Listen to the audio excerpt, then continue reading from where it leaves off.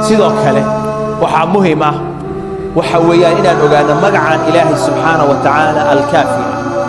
waxaa ilaahay ku weydiisanaysaa ilaahay inuu kaa kaafiyo sharta ay kula maagan yihiin hebel iyo hebel iyo hebel cidda ku dumaysa waxaa leedahay allaahuma kfinii shara fulaan wa fulaan wa fulaan wa fulaan ciddii ku dulmisay oo dulmi kugu haysa ilaahay baad ku weydiisanaysaa magaciisaas ilaahu adiga kaafiga aan kugu weydiisanaya iga kaafisid sharta hebel iyo sharta hebel iyo sharta hebel uu ila maagan yaho ila doonay walidaalika nabigeenna sala allahu calayh wasalam kaana idaa khaafa min rajulin aw min qowm hadduu ka baqo qof nebigu oo inuu shar u soo wada u ogaado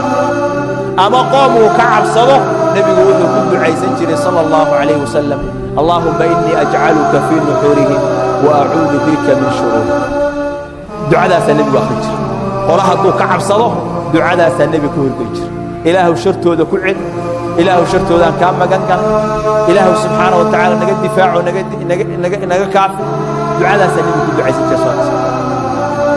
iqada ilaahay qofku uu ku qabo ayaana waxay keenaysaa dhibaatooyin badan oo lala doonahayo hadduu ducadaas ilaahay ku baryo ilaahay uu kaga kaafo nebigeenna calayhi الsalaatu wasalaam isagoo geed hoostii jiifa saxaabadiina ka kala tageen ayaa nin reer baadiyaahi u yimid oo gaal ah seefta nebigaoo geedka saaran buu ka qaatay galka ayuu kala baxay waa la dul istaagay markaasuu wuxuu ku yidhi man yamnacuka minni maanta yaa iga kaa difaacay seeftaadii anaa haysta waan ku dul taaganahay cid kula joogtaa ma ay jirto yaa iga kaa mancina markaasaa nebigu yidhi allah mar labaad buu ku celi yaa iga kaa mancinahaya allah mar saddexaad buu ku celiye allah seeftii baa gacantiisa ka soo dhacday markay seeftii ka soo dhacday ayaa nebigu qaatoo yidhi man yamnacuka minni aniga yaa iga kaa mancinahaya markaasuu wax iga kaa mancinahaya maa jira maxaa yeele asagu ilaahay ma aaminsana ilaahayna ma rumaysna laakiin nebiga sala allahu calayhi wasalam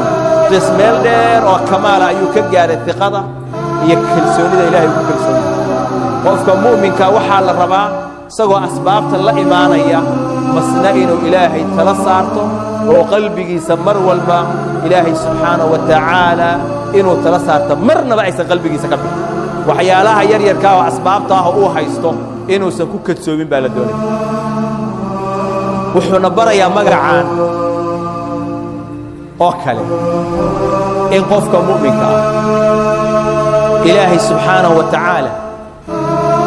inuu ogaado oo rumeeyo inay soo martay mu'miniinta xaalado kala duwan oo ay khatar galeen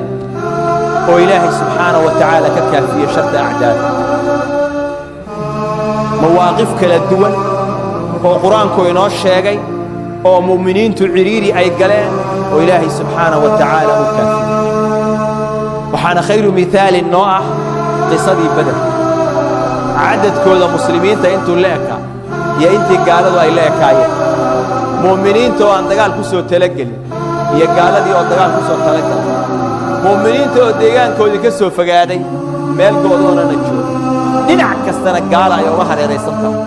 wax u soo maciinayaana aynan jirin ilaahay subxaanahu wa tacaala xaaladdaa ciriirigaa markay galeen ayaa nebiga sala allahu calayhi wasalam in badan markuu ilaahay baryahayey ayaa ilaahay subxaanahu wa tacaala leeyahay id taquulu lilmu'miniina alan yakfiyakum an yumiddakum rabbukum bialaaثati aalaafin min almalaa'ikati munzaliin miyaynaan idinku filnayn in ilaahay idiin soo diro gurmad malaa'ig ah 3,000 oo la soo dejinahayo oo ciidana ilaahay idin soo diro miyaynaan idinku filnayn bal fiiri ilaahay subxaanahu wa tacaala ciriirigaa markay galeen sidaasaa ilaahay subxaanahu wa tacaala shartii acdaadooda uga kaafay bal waxaad eegtaa ghaswat alaxzaab oo 10,000 oo gaala isku soo bahaysteen inay muslimiinta jirid gooyaan oo munaafiqiintii munaafiqnimadoodii la soo baxeen oo xaaladdii khatar ay gashay oo halkaa kalxamaha dhuuntii naftii ay soo gaartay oo ciriiri iyo cabsi weyn la dareemay oo xaalad adag lagu jiray ilaahay subxaanahu wa tacaala markay ilaahay baryeen وإلهي أي كل صنادين ووحي معين كسوغيان على كل جزءها أي إلهي سبحانه وتعالى أعداده ذي أردن إلهي جب ورد الله الذين كفروا بغيرهم لم ينالوا خيرا وكفى الله المؤمنين القتال وكان الله قويا عزيزا إلهي بلنك مرنا بكبح ماي قوة إلهي عزك إلهي يأود إلهينا الدقيقة كتي ساعات كستوى كل شوكتا هذه أيها وحويان يقين إلهي أن يقين صنطهي هي الثقة إلهي أن تقبتد أيها ضعيفة أو حسن بل في صحيح البخاري عبد الله بن عباس وحيري حسبنا الله ونعم الوكيل كلمة داس قالها إبراهيم عليه السلام حين ألقي في النار مركي ضمك اللقول هذا يا النبي إبراهيم يلي حسبي الله ونعم الوكيل مركي قالوا اسكسوا بهايستين أي كويرة النبي ويري صلى الله عليه وسلم أي سي الصحابة حسبنا الله ونعم الوكيل إلهنا وكعبدي سبحانه وتعالى وأنا كافي هدون كان كونك إلهي بابا إنسان كان ضعيف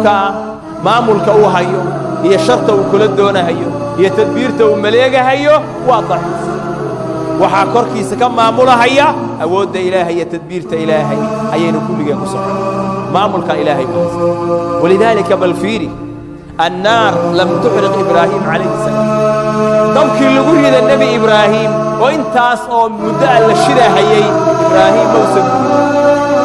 يا دمي إلهي سبحانه وتعالى قل يا النار كوني بردا وسلاما على إبراهيم بالقدر ضدي وينيد وفرعون لغضي عيد مديسي موسى عليه السلام ونحمر كما غرقومي من عيسى الله